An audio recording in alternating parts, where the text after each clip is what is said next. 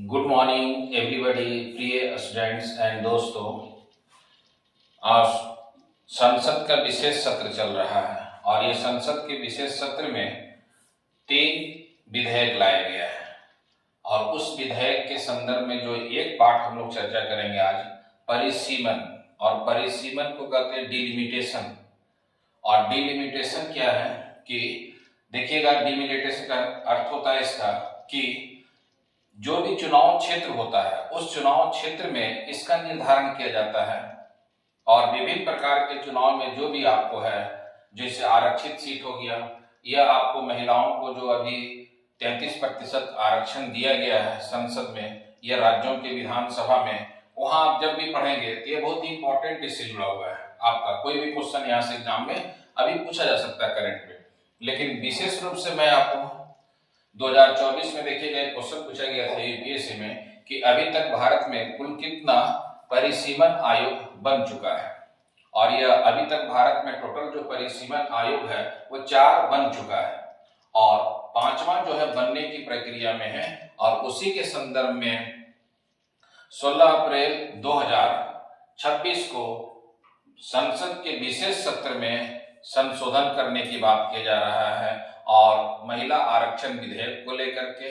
और वह कौन सा संशोधन है तो मैं यहाँ लिखा भी हुआ आपको है 131 संविधान संशोधन अधिनियम आपको बिल लाया जा रहा है आपको 2026 में। और इसी के संदर्भ में है एक टॉपिक है परिसीमन। और परिसीमन का मैं यहाँ पर परिभाषा भी दिए हैं कि परिसीमन को इंग्लिश में कहते हैं डिलिमिटेशन। और यह डिलिमिटेशन प्रत्येक जरूरी है ताकि लोगों को जो है परिसीमन होगा तो उसी के आधार पर उन्हें मत देने का अधिकार भी मिलेगा। और यह परिसीमन इसलिए जरूरी है कि 1971 के जनगणना के आधार पर ही अभी तक परिसीमन जो है लोकसभा और राज्यों की विधानसभा का सीट का निर्धारण किया गया था, जिसमें आप पढ़ेंगे कि 42वां संविधान संशोधन 1976 ईस्वी में 1971 के जनगणना को आधार बना करके जो लोकसभा और राज्यों की विधानसभा के सदस्यों की संख्या 2000 ईस्वी तक बढ़ा दिया गया था। फिर इसे एक्सटेंड कर दिया गया, इसी चीजों को एक्सटेंड कर दिया गया 2026 तक। और इसके संदर्भ में जब आप पढ़ेंगे अनुच्छेद 81 में 82 में कहा गया है कि प्रत्येक जनगणना के बाद परिसीमन होना चाहिए। तो अभी जो परिसीमन है उसके संदर्भ में भी देखेंगे, लेकिन उसके लिए मैं अलग से एक वीडियो बनाऊंगा। लेकिन जो अभी तक जितने भी परिसीमन बना है उन सभी परिसीमन के संदर्भ में हम लोग देखेंगे कि पहली बार परिसीमन कब आयोग बना। परिसीमन के माध्यम से परिसीमन आयोग बनता है जो एक गैर संवैधानिक संस्था है जिसे हम वैधानिक संस्था के नाम से भी जानते हैं। और उसी के संदर्भ में हम लोग देखेंगे परिसीमन डिलिमिटेशन। इसका अर्थ है कि प्रत्येक राज्यों में सीट्स की संख्या कितनी होगी निर्धारित करना, कि प्रत्येक राज्य में परिसीमन के बाद कितना सीट संख्या होगा उसका निर्धारण करना ही परिसीमन का इंपॉर्टेंट कार्य है। और निर्वाचन क्षेत्रों की सीमाएं तय करना, इसमें एससी एसटी समुदायों के लिए आरक्षित सीट भी शामिल है। कहने का अर्थ यह हुआ कि राज्यों में सीट्स की संख्या कितनी होगी निर्धारित करना, निर्वाचन क्षेत्रों की सीमाओं को तय करना, ये सभी काम किसका है? परिसीमन का। और यह परिसीमन के माध्यम से ये बनाया जाएगा परिसीमन आयोग। पहली बार जो परिसीमन आयोग बनेगा उसके विषय में हम लोग देखेंगे, यहाँ लिख दिए हैं फर्स्ट परिसीमन आयोग। इसके बाद हम लोग देखते हैं कि आपको है कि जब आप पढ़ेंगे तो यह काम करता है परिसीमन आयोग, डिलिमिटेशन कमीशन कहते हैं। परिसीमन से ही बनाया जाएगा परिसीमन आयोग। यह एक गैर संवैधानिक या वैधानिक संस्था है जो समय समय पर संसद द्वारा बनाया जाता है। अभी तक 4 बार परिसीमन आयोग बनाया गया है और यही क्वेश्चन पूछा गया था 2024 के आईएएस के पेपर में कि अभी तक कितने परिसीमन आयोग बन चुका है, तो 4 बन चुका है। अभी जो 2026 में लाया गया है 131वां संविधान संशोधन विधेयक, इसके बाद फिर एक परिसीमन आयोग बनेगा तो वह 5वां परिसीमन आयोग होगा। अच्छा, परिसीमन आयोग में अध्यक्ष कौन होते हैं?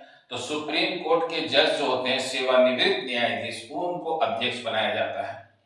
तो हम लोग देखेंगे कि परिसीमन आयोग के प्रथम अध्यक्ष कौन थे, दूसरा अध्यक्ष कौन थे, तीसरा अध्यक्ष कौन थे, चौथा अध्यक्ष कौन थे। और ये 5वां अध्यक्ष तो अभी संसद में ये प्रस्ताव लाया ही गया है। संसद में प्रस्ताव पास होगा तो फिर बनाया जाएगा परिसीमन आयोग के जो है, और उसका कौन अध्यक्ष बनेगा उसको भी हम लोग देखेंगे। जब यह न्यूज में आएगा तो उस न्यूज में मैं बताऊंगा। तो आप इसमें याद रखिएगा, अभी मैंने बताया क्या कि 16 अप्रैल 2026 को विशेष संसद सत्र में परिसीमन आयोग बनाने के लिए 131वां संविधान संशोधन विधेयक संसद में प्रस्तुत किया गया है। और यह जो परिसीमन आयोग बनेगा तो अनुच्छेद 82 लोकसभा के संदर्भ में और आर्टिकल जो है अनुच्छेद 170 विधानसभा के संदर्भ में। अच्छा, परिसीमन आयोग में निम्नलिखित अध्यक्ष और सदस्य होते हैं।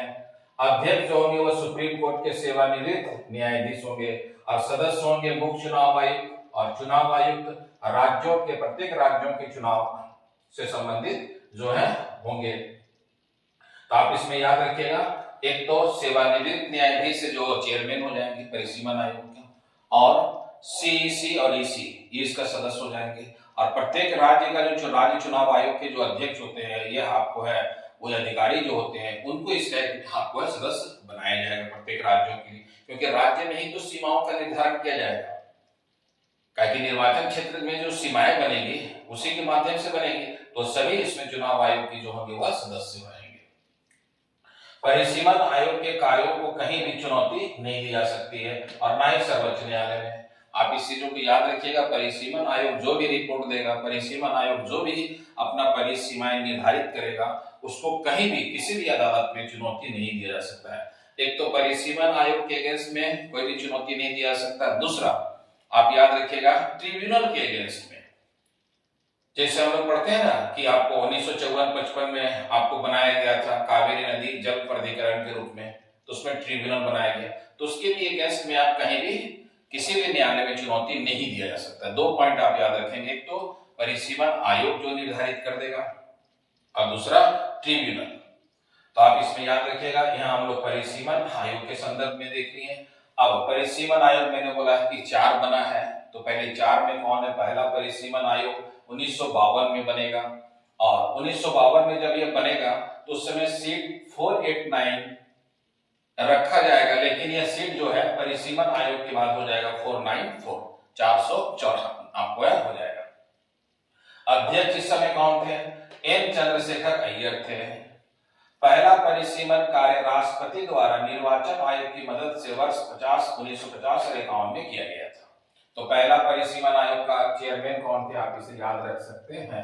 अभी यह क्वेश्चन पूछ सकता है, पहली बार कब बना है वो आप याद रखेंगे। पहली बार लोकसभा का सीट कितना बताया गया कि 489, लेकिन परिसीमन के बाद बन गया 494, 494 बन गया। दूसरा परिसीमन आयोग बनाया गया 1962 में, और इस परिसीमन आयोग के जो अध्यक्ष थे जे.एल. कपूर थे। परिसीमन आयोग बनेगा कब? आपको 1963 में चेयरमैन, और यह उस समय लोकसभा के सीट बढ़ा के कितना कर दिया जाएगा? 522। यह दूसरा परिसीमन आयोग होगा। फिर तीसरा परिसीमन आयोग बनेगा 1972 में, और इस समय सीट की संख्या बताया जाएगा 545। तो आप इसमें याद रखेंगे, लोकसभा का सीट यहाँ बता दिया गया है 545। यह तीसरा परिसीमन आयोग था।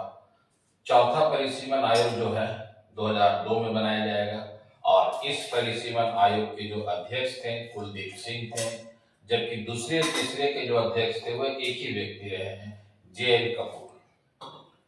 इसके बाद आप जब पढ़ेंगे चौथा परिसीमन आयोग 2002 में 1991 के जनगणना के आधार पर जो भी अपना परिसीमन इनके द्वारा निर्धारित किया गया। अभी देखिएगा, खास करके एक जो परिसीमन आयोग है वो आपको जम्मू कश्मीर और भारत के पूर्वोत्तर के 4 राज्यों के संदर्भ में परिसीमन आयोग जो चल रहा है उसका जो अध्यक्ष 2020 में बनाया गया, रंजना प्रकाश देसाई को बनाया गया है, जो सुप्रीम कोर्ट के न्यायाधीश थे। तो इनके द्वारा जो है वो जम्मू कश्मीर में और नॉर्थ ईस्ट के 4 राज्यों में वो परिसीमन आयोग चल रहा है। इसमें जो है आप याद रखेंगे, लेकिन जो यदि आप नेशनल लेवल पर पूछेंगे तो 5वां जो है परिसीमन आयोग 2026 में जो है संसद में प्रस्ताव लाया गया है। 131वां संविधान संशोधन अधिनियम, आप कह सकते हैं बिल जो लाया गया विधेयक 2026 में। अब ये जो है बिल लाया गया तो इसमें एक परिसीमन आयोग के संदर्भ में भी है अब जो नया परिसीमन आयोग जो होगा उसके आधार पर बताया जा रहा है कि 2011 के जनगणना के आधार पर जो है सीटों की संख्या कितनी होगी लोकसभा में, तो 4, आपको याद रखिएगा 850। 850 में से राज्यों से 815 रहेंगे और जबकि यूनियन टेरिटरी केंद्र शासित प्रदेश से जो है वो 35 रहेंगे सदस्यों की संख्या। तो यह परिसीमन आयोग के संदर्भ में विशेष रूप से मैं जो टॉपिक या वीडियो बनाए हैं वो परिसीमन आयोग के संदर्भ में।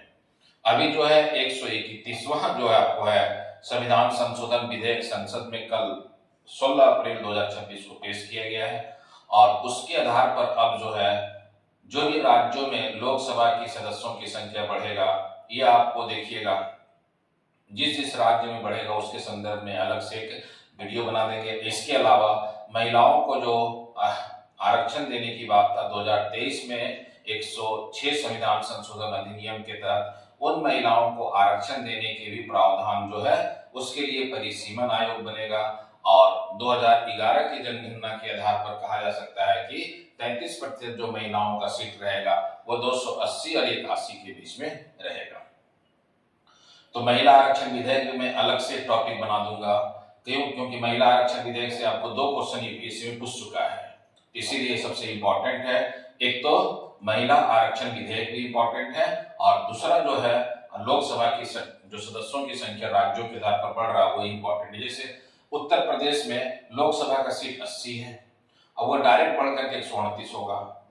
जैसे राजस्थान में 25 है तो वह बढ़ करके 47 हो जाएगा। तीन सभी संदर्भ में जो नया डाटा आएगा उसके संदर्भ में मैं एक अलग से वीडियो बना करके बताएंगे। यह जो टॉपिक में पढ़ाएं आप याद रखिएगा परिसीमन, यह गैर संवैधानिक संस्था है और यह परिसीमन जो अब तक है 4 के विषय में मैंने बता दिए हैं जो इंपॉर्टेंट है। 5वां जो अब बनेगा परिसीमन आयोग कौन चेयरमैन होंगे तो उसके आधार पर मैं बताऊंगा जो इंपॉर्टेंट है। ये करंट अफेयर से भी चल रहा है, क्वेश्चन बहुत इंपॉर्टेंट है और परिसीमन आयोग भी समझना एक बहुत इंपॉर्टेंट है। पॉलिटी में बहुत बार एग्जाम में क्वेश्चन 2024 में आईएएस में भी क्वेश्चन आ चुका है अब तक कुल कितना परिसीमन आयोग बना है और उसमें ऑप्शन दिया हुआ था ए में 1, बी में 2, सी में 3 और डी में 4। तो इसका आंसर क्या हो जाएगा 4। ये बहुत इंपॉर्टेंट है जो है परिसीमन से संबंधित, परिसीमन ही है, परिसीमन आयोग से जुड़ा हुआ है। ऑल द बेस्ट, जय हिंद, जय भारत। अगर आप सीरियस हैं यूपीएससी और कॉम्पिटिटिव एग्जाम्स के लिए तो चैनल को अभी लाइक करें, शेयर करें और सब्सक्राइब जरूर करें।